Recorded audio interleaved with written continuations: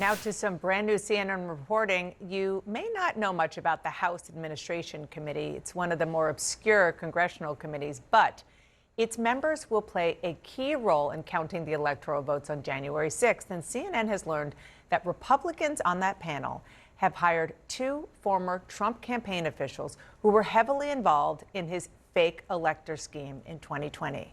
Quote, the overlap indicates that the same cast of characters involved in the Trump legal ploys are being stationed in key positions on Capitol Hill ahead of Congress. Crucial yet ceremonial role of certifying the 2024 election on January 6, 2025. CNN's Annie Graer broke that news, and she is with us now along with Jeff Zeleny. This is tremendous, important, and frightening reporting, Annie. It really just paints a picture about what we could be looking at if Republicans hold on to the House and are in charge of certification. Think of this committee as like the traffic cops on January 6th. They are the ones advising members, about what they can and cannot do on the 6th. And the chairman of this committee is going to actually be up on the dais reading the votes coming in for each state. So they play a very big role that day.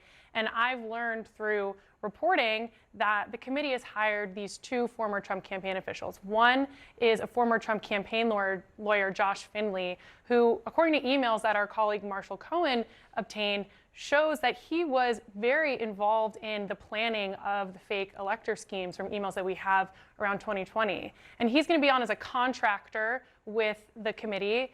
He just started earlier this month, and he's supposed to be focusing on election poll workers specifically. Then you have Thomas Lane, who is actually the chief counsel on the elections subcommittee. So this is the subcommittee that's investigating elections for this entire committee.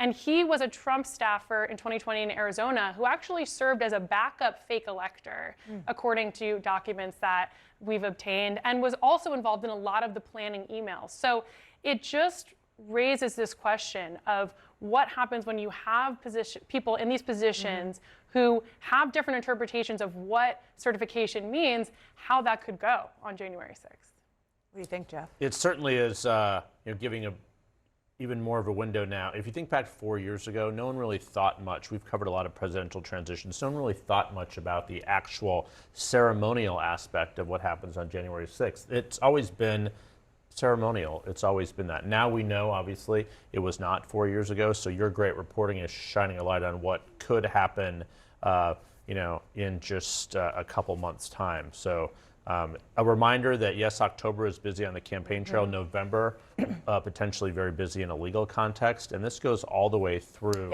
January. The presidential election is not over on Election Day. No, it sure isn't. Terrific reporting. I encourage everybody to check it out on CNN.com. Thanks for being here.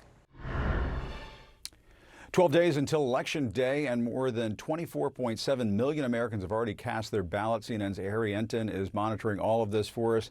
Harry, what are you keeping your eye on in the early voting numbers that are rolling in?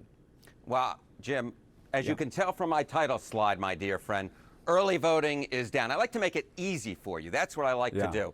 That's good. Yeah, that's, we're because if we were in the same room, I'd keep it perhaps a little bit more complex, but because of the beauty of television, you're further away from me.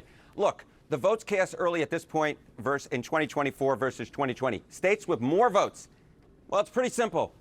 It's zero. It's zero. States with fewer votes, all of them. 38 states have fewer votes that are cast early, either early in person or by mail. And you might say to yourself, well, wait a minute, Jim, what is going on? What is going on if you were asking yourself that question? Well, this is actually fairly predictable. Why?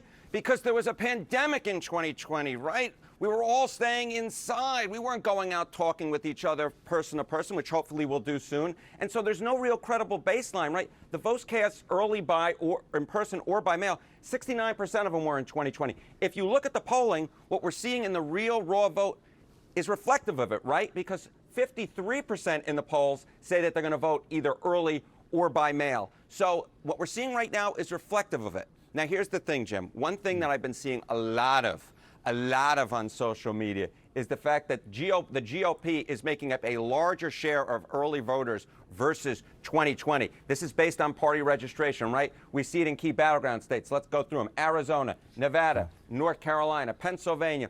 all in red here, all in red. But again, Jim, this ain't too surprising because it matches up with what we see in the polls. So back in 2020, right, according to Monmouth University poll, 66% of Democrats said that they would vote early in person or by mail, just 36% of Republicans. Look at it now. 49% of Republicans say they'll either vote early by mail or early in person, compared to just 59% of Democrats. So the voting patterns are changing. We see that in the polling. We see it in the real results. The polls show a close race. Nothing in the early vote suggests otherwise, my dear friend. So the bottom line is what we see in the early vote and mail vote is reflective in the polls, and the polls show a close race, and that's what it's going to be, my dear friend. Yeah, so we can't draw any conclusions as to No. this means this person is winning or that person is winning. No. Yeah. No. No. The only conclusion that you can make from this segment is that we make beautiful TV together. Well, I can't argue with that. There you Fact check true. All right, Harry. Daniel Enten, Dale says A+. A+, exactly. All right, thanks a lot, Harry. ya. Really appreciate it. New this morning, Elon Musk's super PAC did not announce a winner Wednesday for its daily $1 million giveaway to registered voters in swing states. This comes after CNN reported that the Department of Justice sent a warning to Musk's group that the sweepstakes could be illegal. Federal law prohibits paying people to register to vote. The pro-Trump super PAC has announced a winner every day since Saturday, but so far has not announced its latest winner.